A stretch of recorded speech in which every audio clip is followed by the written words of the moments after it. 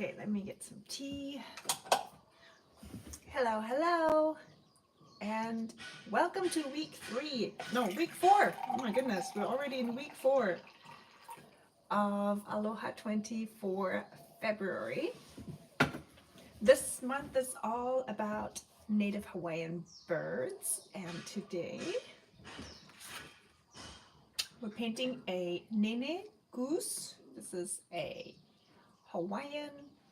native Hawaiian goose, and we're gonna jazz it up a little bit with a top hat, a monocle, and a fancy frame. And I did realize that my frame looks a bit wonky here at the bottom.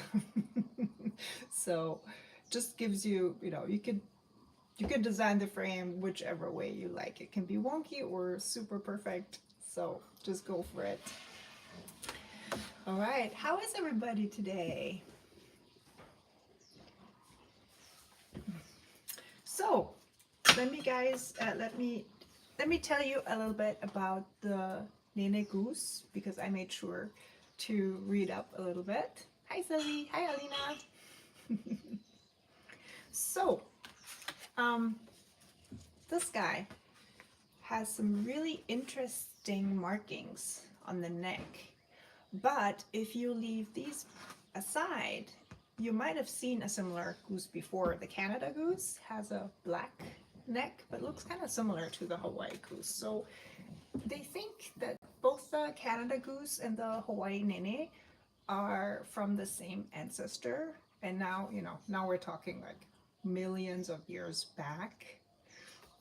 And so that a long time ago, this ancestor of the Canada goose came over to the Hawaiian Islands. And apparently, which I find really fascinating, that first goose was huge. I mean, it was like 4 times bigger than the nēnē goose, and they're already pretty big. So the nēnē, I think, is like, sort of good size goose. The other one, the old one, the ancient one, supposedly was like 3 or 4 times bigger. We were talking like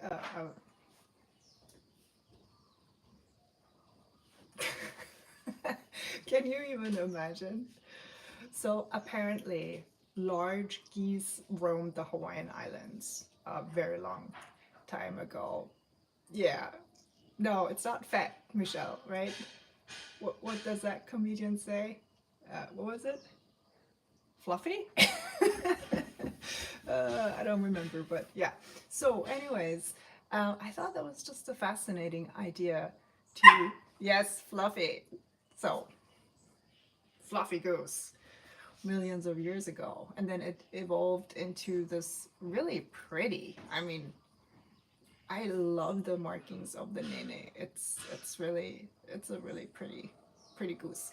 And I have to say, luckily, I see them pretty often here on the island, which is really not the case for a lot of other endemic Hawaiian birds.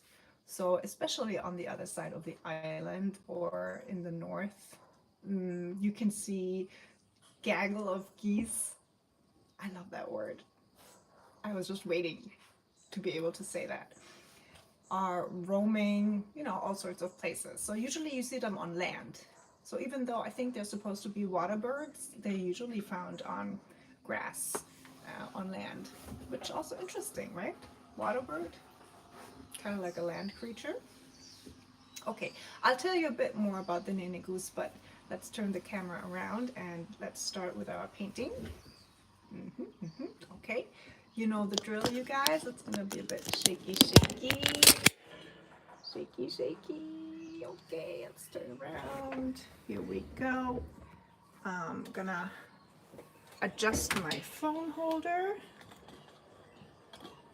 Okay, let's try to get it in the phone holder without pressing any buttons. Ooh, that's tricky. I don't know. Somehow it's more tricky today than usual. All right.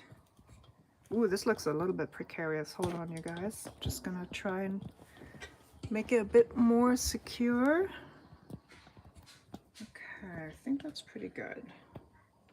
I'm gonna zoom in just a little bit.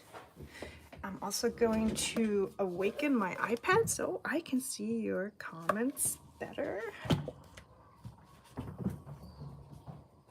All right, here we go. So another really interesting fact about the nēnē is that apparently about 100 years ago, the nēnē was almost extinct. They think there were like only 30 left, and only on one island, Hawaii Island, the island where I live on. So they started a conservation program where they bred these geese in captivity, and then they set them free again. And fortunately, this geese can be bred really easily, so it wasn't a big problem. So now I think we have thousands of geese again, which is not a lot, honestly. I mean, they think that originally there were like 30,000 geese, nēnē, here on all the Hawaiian Islands. So now the population is down to a few thousand. But as I said, it's probably the bird I see the most often of all the endemic Hawaiian birds. Okay. All right, let me just give you a quick overview of what we're going to do today, and then I'll talk about the supplies, and then we'll start with a sketch. All right, so as you can see, I put a frame around the goose. This is totally optional. You can just also paint the goose portrait without any of the additions. But I'll show you how to construct a frame first, and then we'll put the goose in the center. Let's see, for constructing a frame like that, it's really helpful to have a tool like this, but you can also work with a ruler, of course. This just makes it a bit easier because these lines here make just for some perfect 90 degrees angles. And then as for the supplies, I have my wonderful handmade sketchbook from Denise Art Moments using Arche paper. So this is 100% cotton paper. Then I have my watercolors. So today I'm using different shades of brown and black. There was supposed to be some indigo. I think I have to go and grab that. Then I have a Indian yellow, this one here, papaya. I have a buff titanium, which is called vanilla. And then I have a vermilion hue, which is called ohia. So these are Aloha watercolors, but you can use any watercolors you have at hand. I'm also going to use a bunch of colored pencils in different earthy colors today. And then also I have this kind of peach color here, which is called anthraquinone. Oh my goodness, how do you even pronounce that? Anthraquinone pink. Looks like a coral peach pink. I do have a mixing palette today because I would like to mix my darker colors. So I'm not gonna use a pure black for these dark spots. I'm gonna mix it with a bit of brown. And I'm looking over to the chat and I just see that my mom's online. Hello. Hello, hello. I thought your car was dead and you were stuck. You made it back. That's great. So my poor mom, she went to the post office pretty late in the day. I think it was already dark probably. And then her car died. And there were some really nice people who tried to help her, but they couldn't start the car. So I guess she had to walk home. Oh. Well, I'm glad you made it, Mom. Welcome to the live stream, and I hope your car will work soon again. So, okay, where was I? I had the watercolors, the color pencils. I'm gonna use a palette, a mechanical pencil. Then I'm gonna use this one here. I don't know the name of this. A geometric ruler device. And I have a bunch of brushes, ready as well. All right. Also have an eraser here. It's always good to have a kneaded eraser as well to go over your sketch and erase the pencil lines a little bit. Okay, I think that's it for the materials. Ooh, a right hand ruler. Thank you, Michelle. No?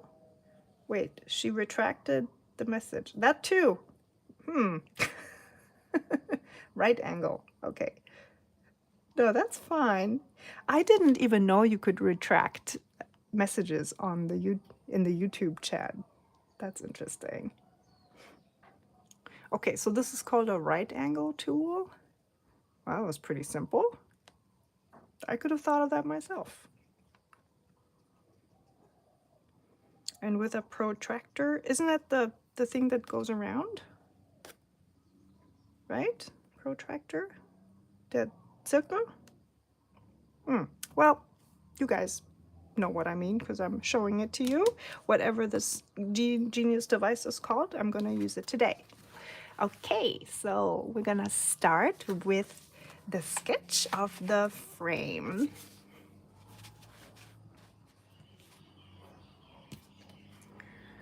All right, so whenever you would like to create a geometric shape, you can of course use something like this. Hold on. If you have something like this, especially it's useful for circles. I mean, you can also use a bowl or something. But if you want to create an ellipse, then what I usually do is I do it pretty freehand. I mean, if you want a perfect shape, then you should probably find some kind of a device like this. However, if you want to just create it freehand, then you can eyeball the center of your page and then lay down your right angle tool. And then again, you know, this could be done by not eyeballing it and being very exact, but I usually just go ahead and do it, you know, like this. Try to get this in a 90-degree angle here. And then I just draw a very fine line through the center. I align my 0 point here with the center of the page, and then in this case my right angle tool is in centimeters because I got it in Germany. But just make a mark here at the top and the bottom at about the same distance away from your center point. And you have a very fine line going down the center. Then you turn your tool and align it with this center line here, so you can create a perfect 90-degree angle. And then because we want to do an ellipse, we're gonna make it a bit skinnier. So here I had 6 centimeters going up and down, and to the sides I'm gonna do 5 centimeters now.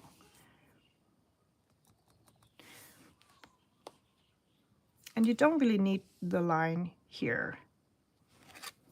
This was only the line so we know where to put down the right angle tool. Okay, I just peeked over to the chat again, and my mom just said that her neighbor Alex helped her with the car. Aww. Oh, that's fabulous. I'm glad to hear that. Very lucky we have such a great neighbor. I mean, great neighbors are just the best, I swear. This guy is so helpful.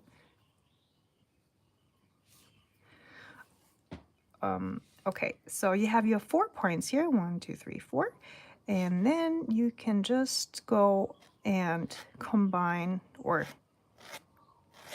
draw a line, curved line from one point to the next.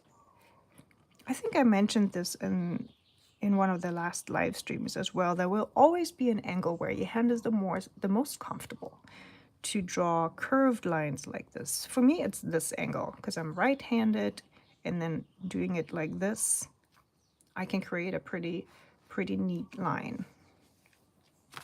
So make it easy on yourself and just turn your paper into the angle that's most comfortable to you.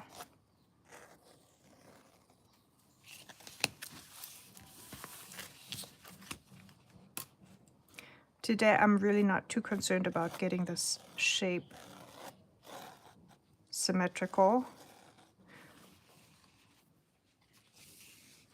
And I can show you later, my whole frame is a bit wonky from the original painting.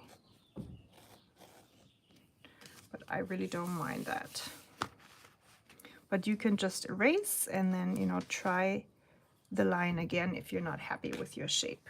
But if you look at this frame, I mean, first of all, I don't know what I did here. This just got away from me. And then if you look closely, this side is a bit skinnier than this side as well. But I mean, it's hand-drawn, so it's totally fine for me.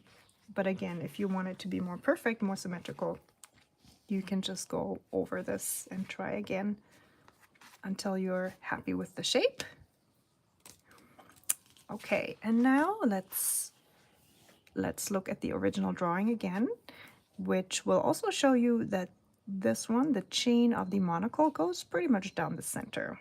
So this is a good indicator where we'll put this one. And then this angle where the head and the neck meet this point, this is about the center of the ellipse. So because I still have my center mark here, I know that this is this point, and I can just create the rest of my sketch here, starting at my center point. I'm drawing a little ellipse here for the head, and then a bigger circle like this.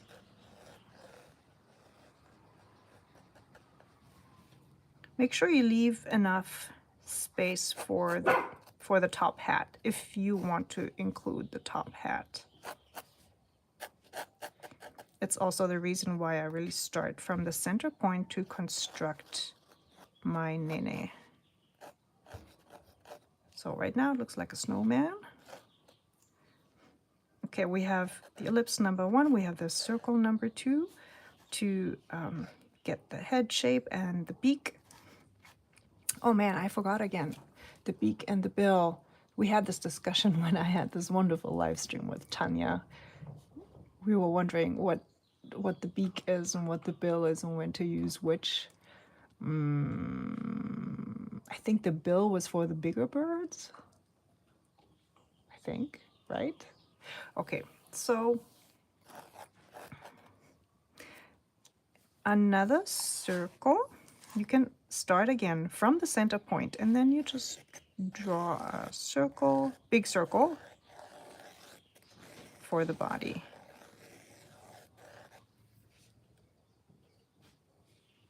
All right. And again, I mean, for me, I can see that it's not really centered that well, so I could erase all this and move it up a tiny little bit. But I think I'll just adjust my bottom circle here a little bit to make everything fit a little better, and then I might just make my top hat here a bit taller to achieve kind of an even spacing here around my goose, between the frame and the goose.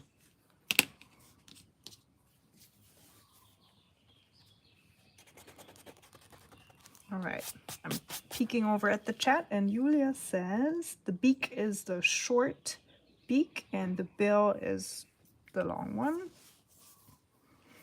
Now this goose actually has a pretty short bill for this kind of bird, I'd say, but who am I to judge? So I'm gonna call it Bill today because that's kind of cute. Because Bill is also a name, and it's also something that, you know, you have to pay when you go to the restaurant. I'm always amused about words that mean different things. Even, you know, spelled the same way, but just have different meanings. All right, I'm gonna zoom in a little more. Just move the phone a little bit. Okay. And now we're gonna refine our sketch a little more. So depending on how comfortable you are to start painting with just the barest bones of your sketch, you don't have to add all these details that I'm adding here. So the more you enjoy freestyling your illustrations, the less of a refined sketch you might need.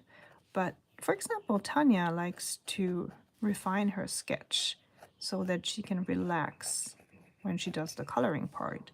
For me, it's a bit different. I would actually start with even less than this and do my illustration, but it's also the reason why some of my illustrations end up really, really wonky. But I think it's just part of my style though. However, for today's demonstration, I'm gonna just show you how to refine the sketch so we can just relax together when we get to the coloring part. So as you can see, I added the bill here, and then this bill has a little tip that points down. This is apparently very distinctive for the nēnē. Then for the monocle, I'm going to just draw a circle here around the eye. And then the chain, as I said, will go down approximately along the center line that we drew in the beginning. A very distinctive color pattern is here in this area. So the head here is black. Then this is where the black and white part starts.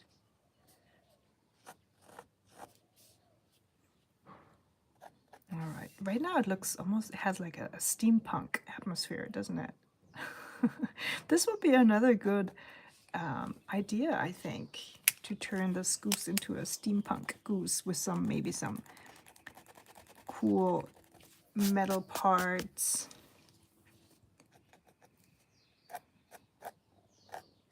I really debated how I would approach this month with the birds. I mean, I could have just done everything in a more realistic way, of course. But I have to say, I do enjoy illustrations that have kind of a, well, you know, some kind of like a funky fun addition to them. Okay, I'm gonna erase this line here because I don't think we need that one anymore. And then erase a little bit around here and here. Okay, so we have the head of our nēnē.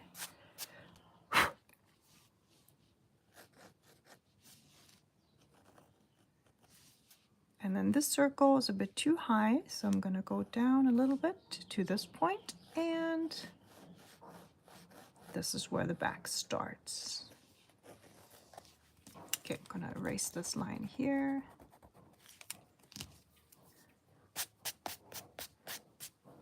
And Sylvie in the chat says that she already thought your plan was to have it look like a steampunk gothic goose. Yeah, I guess the gothic part is definitely true, isn't it? Yeah.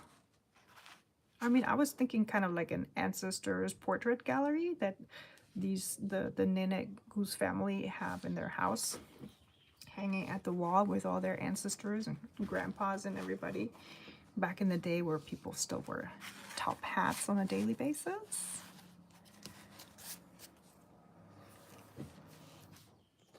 We have such a lovely word in German for that. The ancestors portrait gallery. We call it Ahnengalerie. And I actually tried to look it up online. And it seems, I'm not sure. If you say ancestors gallery, do you have this picture in your mind? If I hear Ahnengalerie, which is the German word, I really picture a wall with these kind of frames and with family photos of your ancestors at the wall. It has almost like an antique rustic feeling to it. So this word actually evokes a picture in my head. So I'm just wondering for all of you English speakers, if you say, or if I say ancestors gallery, does that evoke a certain picture, or is that more like a common word?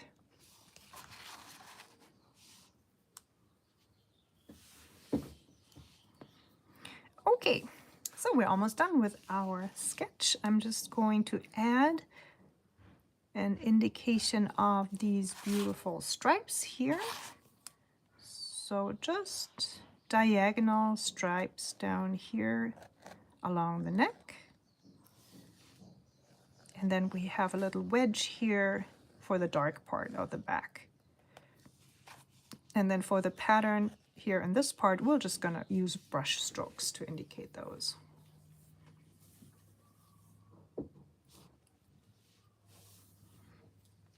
Okay, let's just add a little bit more detail for the frame. So AKA just this decoration on top. And again, honestly, you can just do whatever you want for your frame. You can just look up maybe a gold frame on the internet and get some inspiration there. Or maybe you have some fancy frames at home. Does any of you have fancy old flourished frames at home? I don't think we do. I'm more the type of simple wood frame. But maybe a frame or a mirror. How about we add another little decorative element here?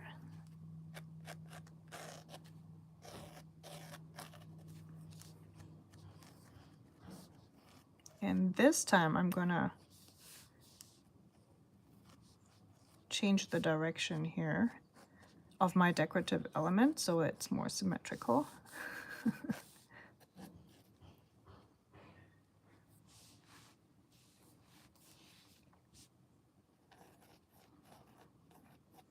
So over in the chat, Sylvie says that her dad has, what's that? A tiled stove roof. Oh, yes. Ooh, that's so cool, the tiled stove. So it's not a tiled, how do you say that? Kamin? So stove as in cooking stove, and it's tiled? Really? I'm not sure. Oh, you know what? Yeah, I've seen that before.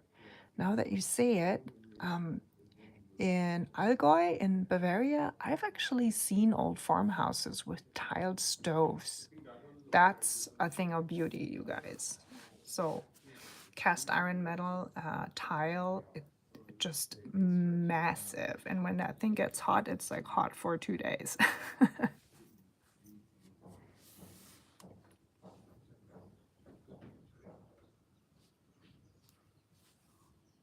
And Alina just said in Romanian, the word nēnē means something in the vicinity of uncle.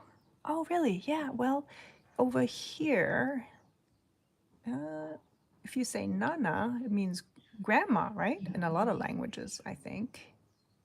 And honestly, I think in Hawaiian, the word nene is more the description of one of the particular sounds the nene makes, which is kind of like a very gentle, soothing nene sound. So, I mean, they can also trumpet, and I've heard them trumpet, and they can also cackle like maniacs. But these Hawaiian geese have the capability of a very nice, soothing sound, which is, yeah, is reminiscent of the sound of nene. All right. Okay, let's get started with the coloring part. So for this one, you can either start with your nene or you can start with a frame. It doesn't really matter. I usually like to start with my actual figure, and then then I treat the frame more like a background almost. So I paint around my center object here. This is not the right brush. Let's see. This is a size 6 round brush, which is usually my go-to when I don't do details and I do, you know, some overall work here. Whenever you paint pretty much anything with watercolor, you can look at your sketch and just have a look at which parts are not touching, and then you can paint all these parts first. And that's of course to avoid that the colors will just run into each other. So for the nēnē, for example, you could start painting the top hat and then this part of the body here, and then, you know, you can just leave the head for later. Before I start, I'm just gonna roll over my kneaded eraser just a little bit.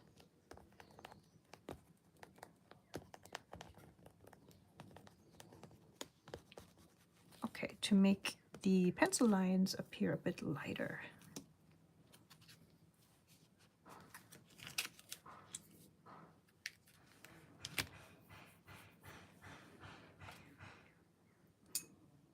Okay, so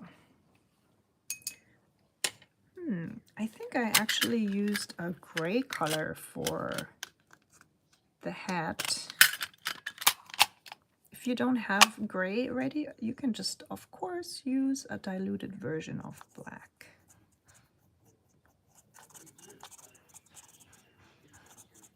So rather than painting straight from the pan, I will grab my ceramic palette and just check on the color here. This looks pretty good. So for this layer of watercolor, you don't have to lay down a lot of paint. And that's mainly because we're going to go over everything with colored pencil later. Here in the center, leave it white. That'll indicate a highlight on your top hat.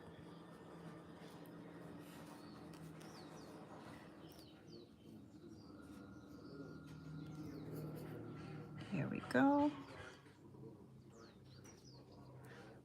One of the really nice things about starting with watercolor and then going over everything with colored pencil is that you can remedy anything that you think was a mistake.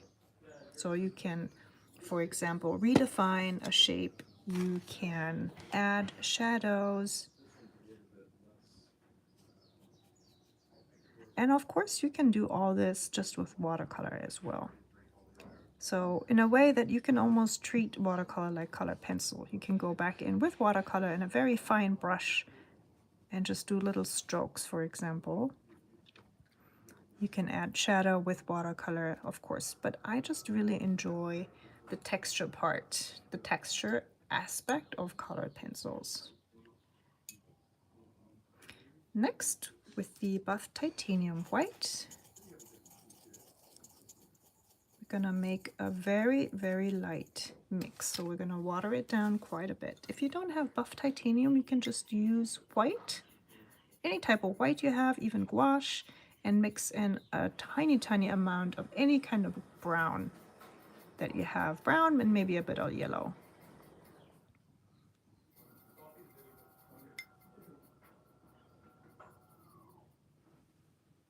And with this, we're just gonna go over the whole neck, except for the top part, because that's gonna be very dark later. And this lower part. I just rinsed my brush and added a bit more water without picking up more pigment. So this is really just a very diluted version of my buff titanium white.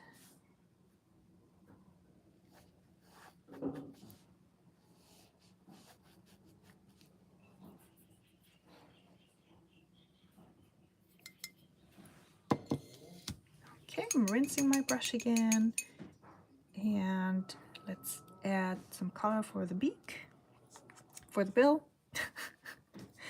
The beak bill, the billy beak. Gonna use the same gray that I used for the top hat.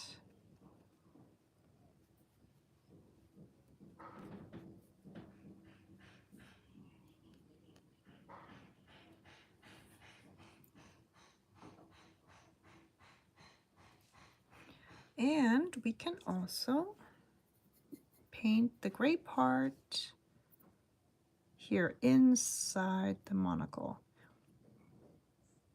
I always forget to add the sketch for the eye. So just make sure you leave a white circle here because we want a white highlight inside the eye. And I forgot to draw that. So if you have not gotten to this point yet, you can first pencil in the eye and then just paint around it with your gray paint.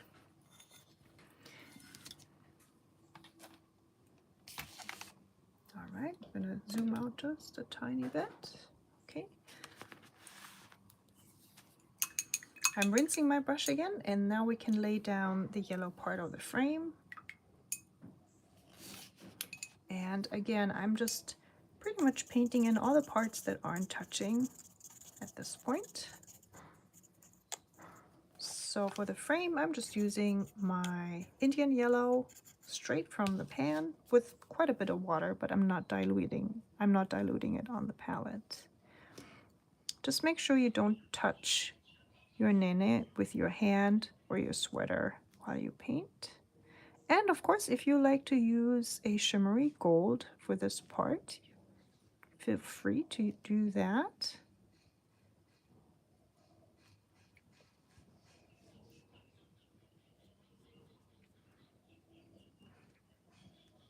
So I've been holding back a little bit this month with the shimmers because, and that's a little preview for next month, we're gonna use quite a bit of shimmers next month. So for this month, I wanted to focus more on the illustration style part.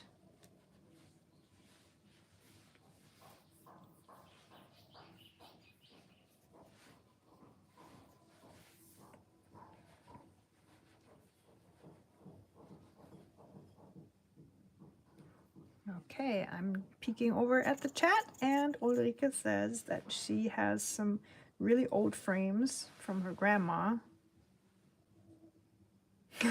Nobody in her family liked the decorations on the frame. Oopsie!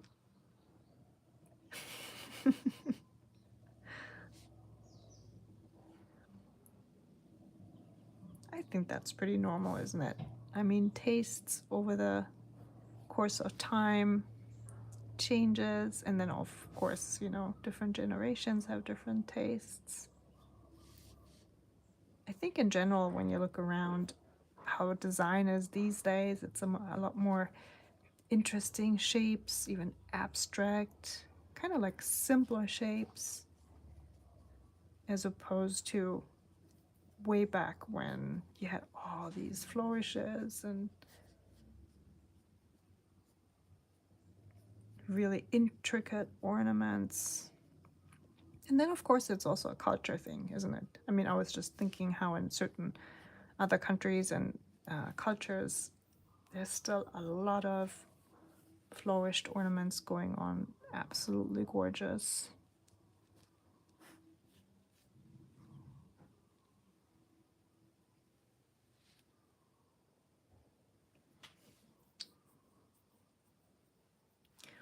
Alrighty, let me see if I need to use my hair dryer.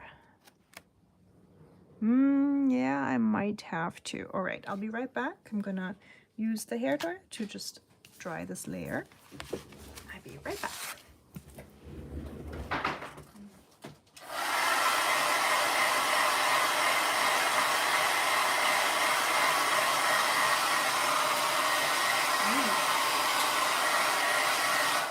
That's a nice coffee. Can I have some coffee? And I'm back. Did I try it's not entirely dry. Okay, let's just see how it goes. Ooh, thank you. I just got some coffee. Oh, this smells so good.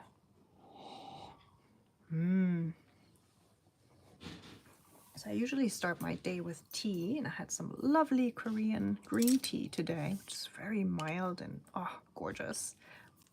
But now I have my husband's coffee that we grow on our little coffee farm here.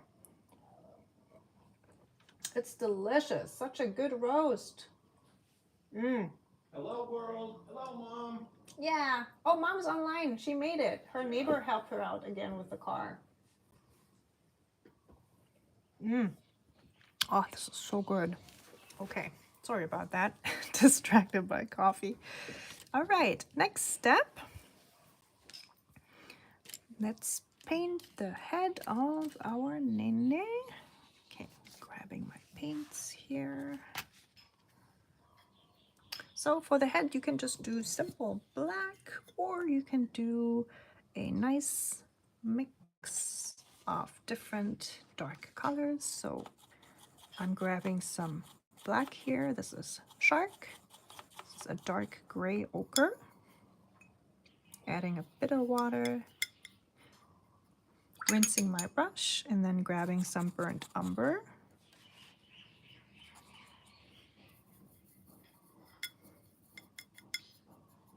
I still don't have my indigo here, so I'm just going to leave out the indigo today. So this is just a mix of black and burnt umber. Hey, everybody's saying hi, James. Hi, world. World. You are the world.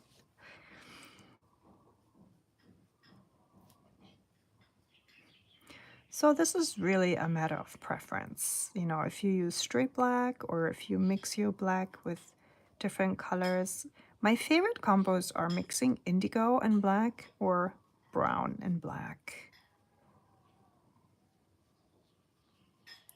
And honestly, for these nēnē geese, they are deep black in the black part.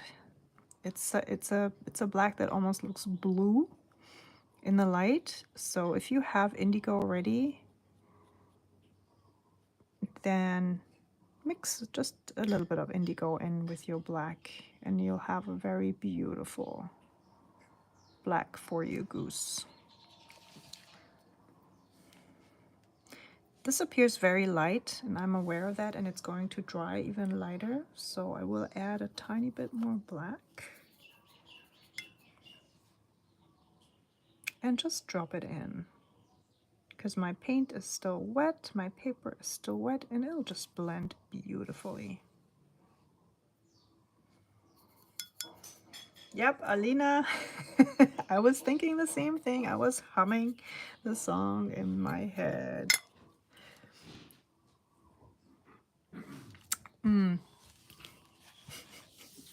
Ah, now it's stuck in my head. We are the world. We are the children.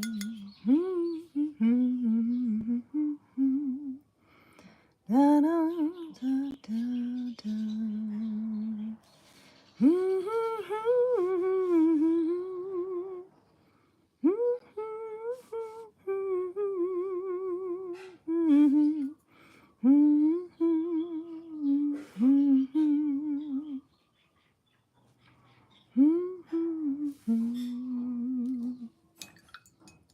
We are the children.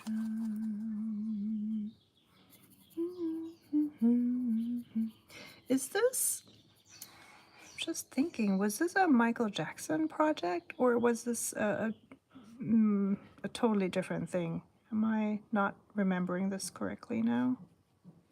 Or was it like a UNICEF song or something like that? All right. Okay. So while I was humming, I added those stripes. So these stripes are really the one thing that make the nene stand out. This is very typical for for the nēnē goose. And make sure you don't paint those stripes in like this. So you want to follow the curve of the neck when you add these stripes. I think I have to move my coffee mug away from my water mugs because otherwise I will dip my brush in my coffee.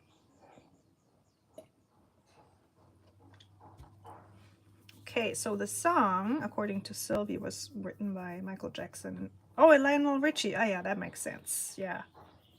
Quincy Jones. Ah, man, he was such a genius. I watched a documentary about Quincy Jones. I think it's on Netflix, and I can so highly recommend it. Man, it is so fascinating. Even if you don't know who Quincy Jones is, it doesn't matter. It just tells you so much about music history and jazz and it's fantastic. I can look it up later to see if it's really on Netflix, and I can leave that in my Instagram story later. But yeah, definitely check it out. It's such a good documentary. Okay, next step, we're just gonna add the fun patterns down here, and for this I have my color Lavarit, which is actually a Lalvarit pigment, kind of like a grayish brown ochre. It's super easy for you guys to mix this color yourself if you don't have it. Just take any kind of gray or black and mix it with brown and maybe a tiny bit of pink or purple even. So kind of like a periwinkle color that you have, black and a bit of brown. And honestly, this is not really, you don't have to use this color to create the pattern of the nēnē goose down there. You can also just use a brown, or even, you know, just brown mixed with a little bit of black. And again, following the shape of the body of the nēnē, I'm still using my number 6 round brush with some quick strokes of your brush and following the shape, just adding the pattern here. Make sure that you don't make it too uniform. You don't want one stroke be next to each other. You kind of want them to overlap a little bit to make it look more organic. If it doesn't look organic enough, you can just go back in and add a few strokes in between.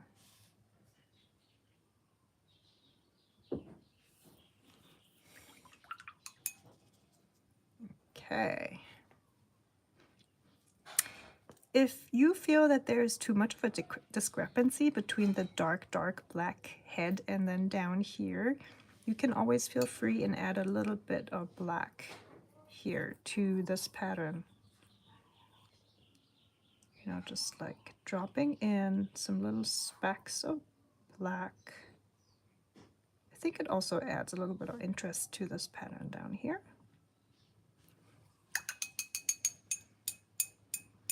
I'm going to continue to work with the number 6 round brush. However, for these lines here, feel free to use a smaller brush. I'm remixing my buff titanium white.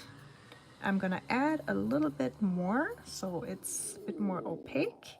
And then I'm just going to go and add some quick lines down here. So these are hardly visible, which means I'm going to add a little bit more of a darker color, mix it in, and go over it one more time. This doesn't change much, doesn't it? Okay, so then we'll just drop in some of the darker paint directly. All right. And again, I'm not too concerned about this part here because I'm just gonna go over everything with colored pencil later.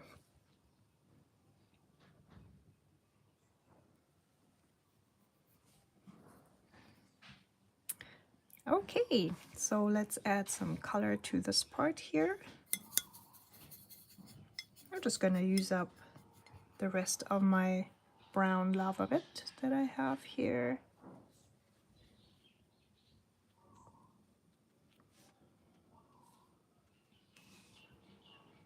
All right. And the only other part we need to color is the background of the frame. But for this one, it's really, really important that everything else is totally dry, because otherwise you're going to have a bleeding goose bleeding into the background. We don't want that. All right, I'll be right back.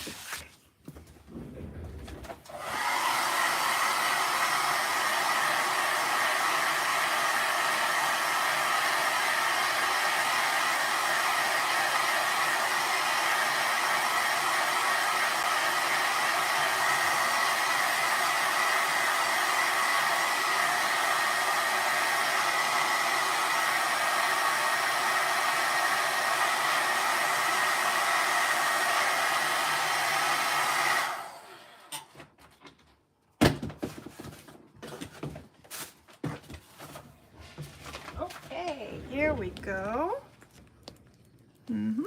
Should be pretty good. If you want to check how wet your paper is, always use the back of your hand because it has a little bit less oils. So if you touch your paper with your hands like this, you're gonna just pretty much leave oily fingerprints. And this is not to say that you have oily hands at all. Like, this is just human. Every human has, you know, oils on their fingertips. So it's just very, very natural. So this is a good way, just using your knuckles to check if the paper is wet. If you use cotton paper, you can also just turn your paper and see, you know, if the background is wet. If you use a lot of water, this might actually happen. And then when you use a hairdryer to dry your layer, you can also dry your paper from the back and the front.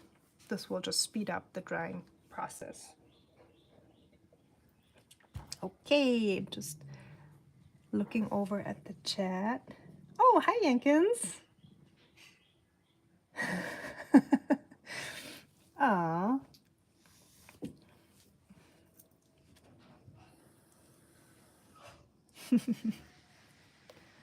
Okay. Oh, Michelle has to go. Back to work. Bye, Michi. Okay, so for our vermilion background, you want to make sure you pick up very clean water for this with your brush. And let's grab a palette and this very bright orange.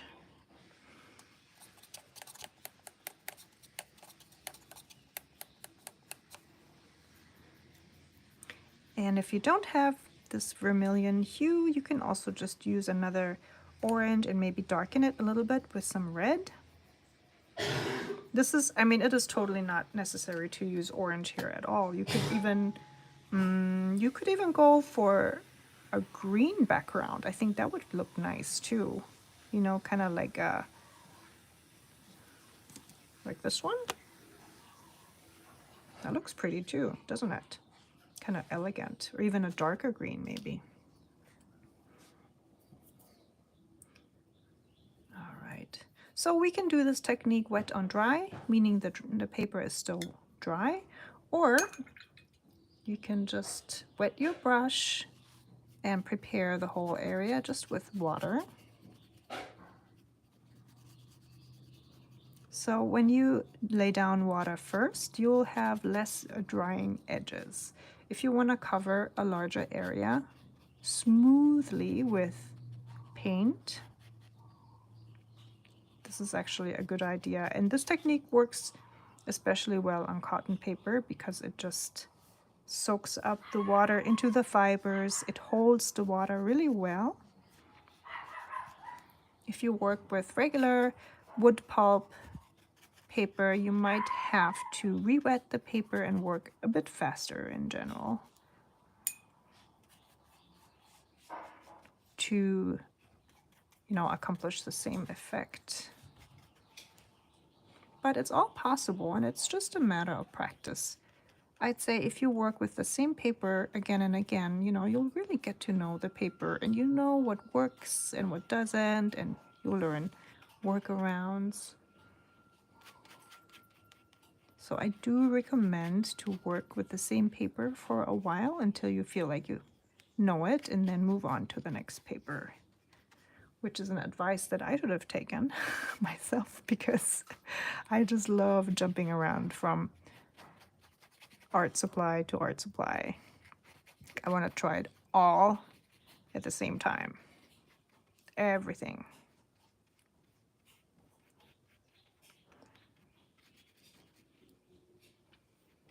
So I'm picking up the already diluted paint here from my palette, and then with some quick strokes, adding even more water, laying it down here on my wet, moist background. The size of the brush is also relevant here. I mean, if you use a really big brush, then you can cover the area more quickly, but then you'll also have probably maybe a bit of a struggle to get into the details here. So what you could do is you could just use a big brush to fill in the general shape of the background, and then switch to a smaller brush to get the details right, to go really close to your nēnē portrait here in the center, and then also go around the edges here, in the frame.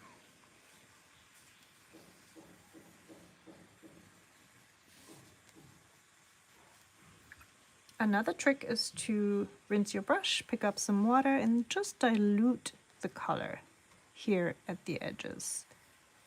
So rather than going full force with 100% pigment, you can just create a gradient, and very naturally it's gonna look like a smooth, you know, you're gonna create a more smooth border here.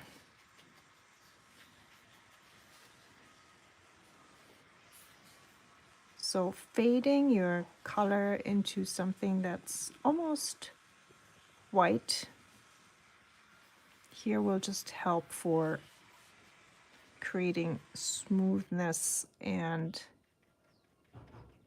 you know, you're gonna make it easier on yourself. Cool. So I'm just going around all my edges here, blending in some water. Okay. Okay, Sylvia's asking if I have a cobalt yellow in my shop. I don't believe so. I mostly work with cadmium yellows. Cobalt yellow. I have to look it up because I have probably like 8 different yellows. Let me check. I don't think so. I have a lot of cobalt blues and turquoises. Manga cadmium. This is awesome. Neon. No. No. No. Okay, I'll put it on the list. Do you have a cobalt yellow, Sylvie? One of your handmade paints?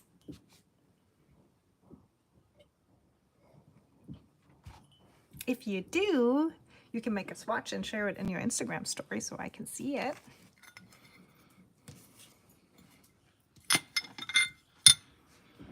Okay. All right. So let me see if there's something else we should add with watercolor. Yeah, maybe some details. So I think I'm going to add just a few tiny details in watercolor, and then the next step and the last step will be to add color pencil texture and shadows.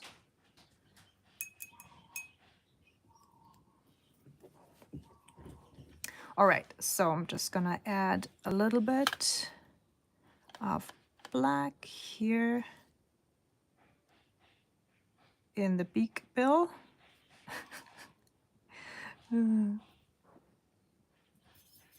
I know the joke's getting old, but I'm just amused about that I still don't know which word to use. And I'm gonna add the eye or part of the eye here, also leaving a highlight. Let me zoom in a little bit so you can see this part better. Here we go. Let's make this a bit darker. So I'm picking up a bit more of my black.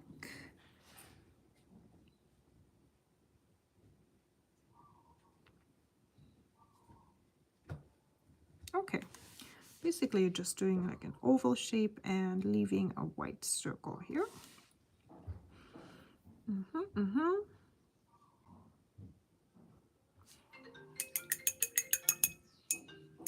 All right, so I think we're ready for the colored pencils. As soon as James picks up his phone,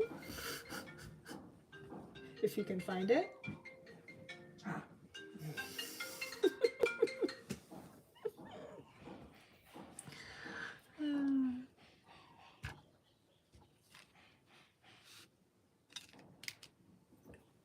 Okay. Oh, I missed so much of the chat. Hold on. Let me just look over to the chat. Okay. More stuff about the cobalt yellow. And, oh, because I'm still confused about the beak and the bill. Should we ask James? I don't think that's a good idea. It's funny because I swear sometimes I seem to know more about how to say things in English than my husband does. Just in, you know, very rare occasions. I mean, that's a first language speaker, right? James is, and I'm not. But I guess if you learn certain things in school and university, you just get into the nitty-gritty of things. So I guess let's abandon this. This is just such a this is such a silly subject. But I do actually have friends on Instagram who are total bird nerds, so I can ask them. They will know for sure. I'm sure. But in German, we only say Schnabel. That's it. So we can just use Schnabel. Same thing we did with Tanya in the last live stream together. Makes things so much easier when there's just one word.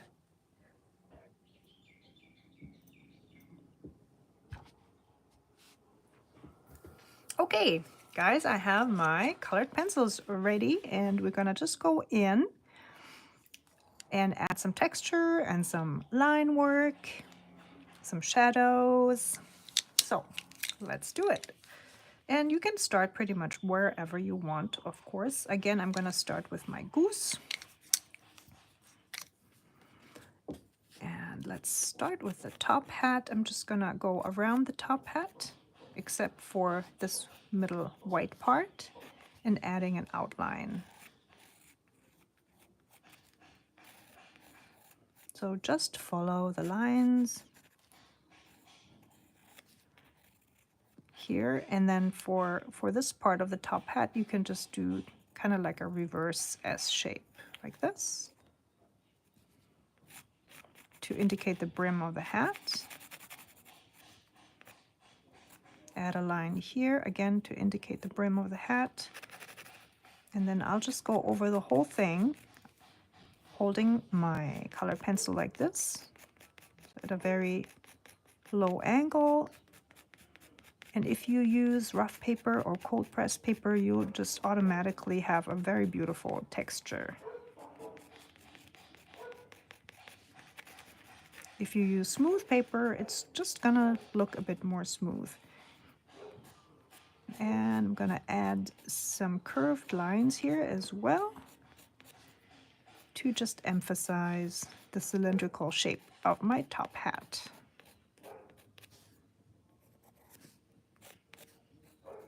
This is, by the way, indigo. This is not black. It's a dark indigo by Caran d'Ache. This is one of the luminance colored pencils. Not water soluble, So for this step, you need to make sure that your painting is totally dry before you go over with a regular color pencil. Ooh, we're still talking about cobalt yellows, huh? Yes, yes. Okay, Susanne says that aureolin is cobalt yellow. Ooh, I actually have that pigment here. But you guys, it is so incredibly expensive.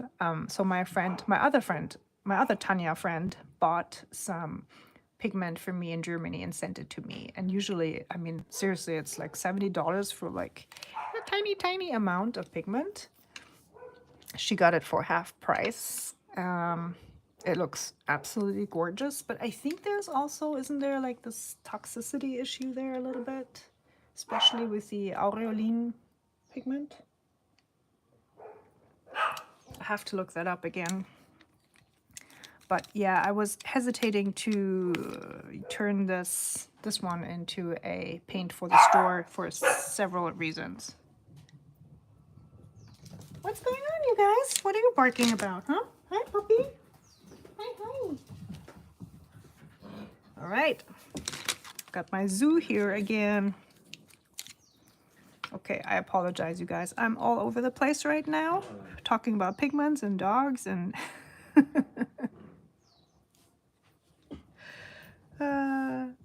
Okay, let's continue with our lines and everything.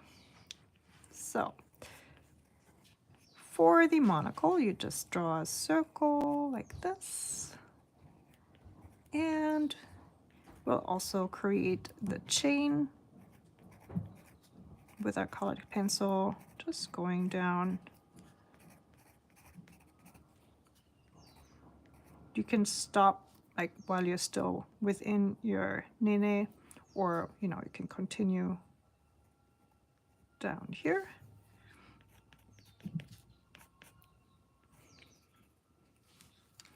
It's also a good idea if you like to actually draw in some fine details with your pencil.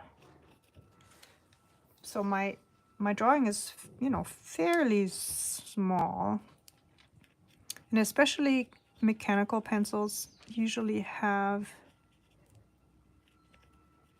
a pretty fine tip.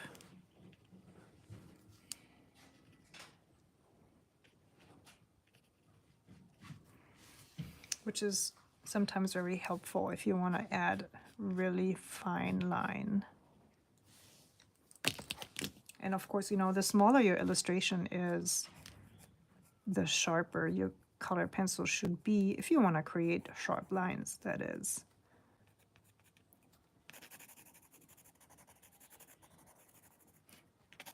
Okay, just like with the top hat, I'm just going over this part here with my indigo color pencil. So I'm deepening the color and I'm also adding a bit of texture. And you want to add a second layer here right under the top hat to indicate some shadow. All right, and then also down here.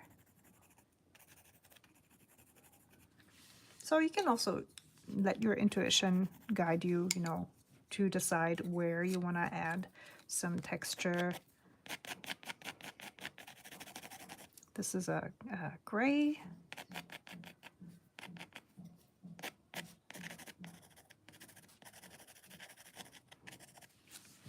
Okay. And then I have, this looks like yellow ochre. It's actually raw sienna.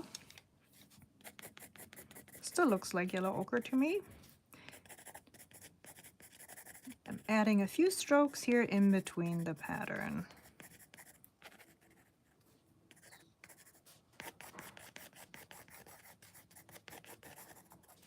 All right, I'm going over this patch here with my indigo again.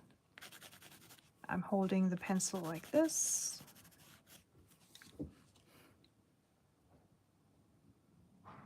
Alrighty. You can, if you like, add an outline to the whole shape. If you want it to be standing out a little more.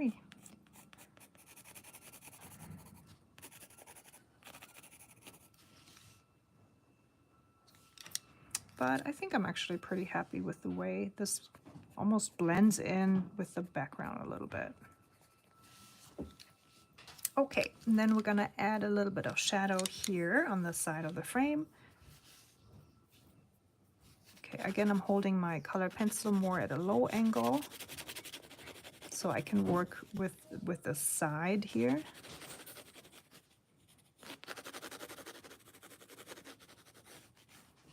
Oh, this is the color that I can't pronounce. Let's just call it coral. So just along the left side here of the frame, you want to add a little bit more. Add a little bit more color and then just fade it into the background like this.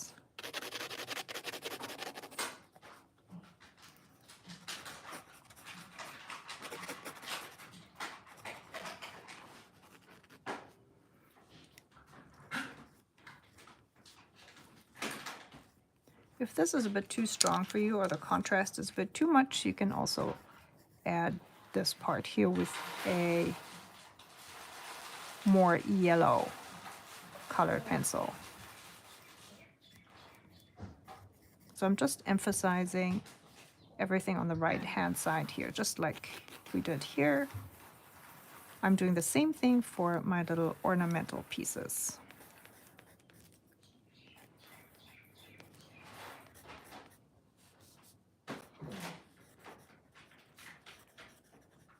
I actually like the coral for this part as well, so I'm just gonna add a little bit of my coral color.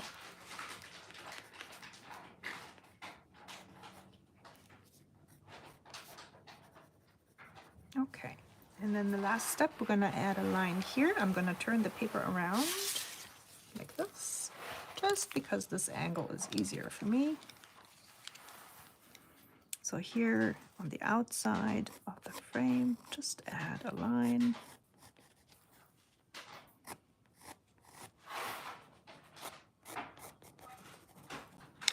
All right. Okay, I can see that my mom just left a very sweet comment here in the chat. What's she saying? It's very exciting to see how the painting develops from minute to minute. Bravo! Yay! It's magic! Aw, thank you. Dankeschön. Arigato. How is my coffee almost gone? That was really, really yummy. Is there more coffee? Okay. Well, I think we're done, aren't we? Let me add a date stamp. I don't think I like the teal for this part. Let me find another stamp pad. How about, I have hot pink. I have, ooh, this one. That's a nice color, right? Let's use this one.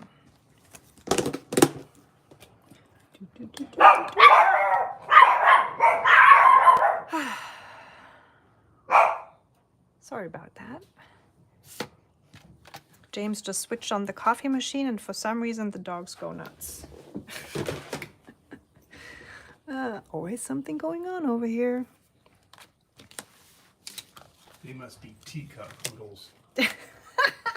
Well, almost here. Thank you. They're not much bigger than that, that's for sure. Okay. It is the 22nd, isn't it? Okay. All right. Ooh, yeah, I like this. This looks good. Nice color.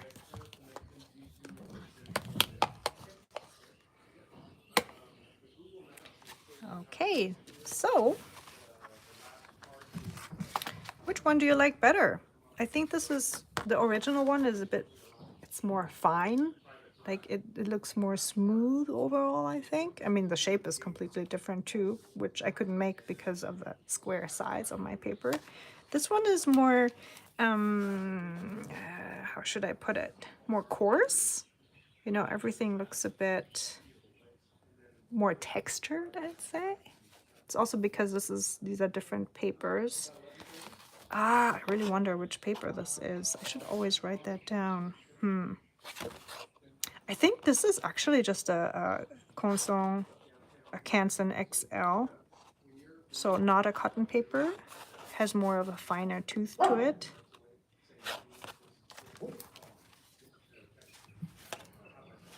So yeah, I mean, honestly, I like them both for different reasons. I really love here, you know, I love how subtle the background is. So I think the nēnē pops out more.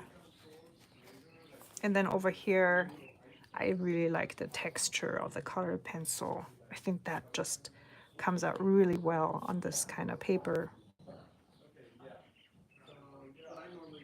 You guys can't decide either, right? Yeah, okay, good. We have that in common. This is excellent.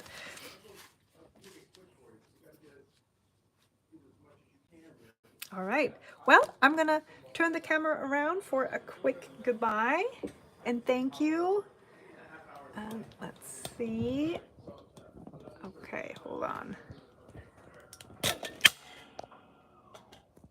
right, here we go. Thank you, everybody.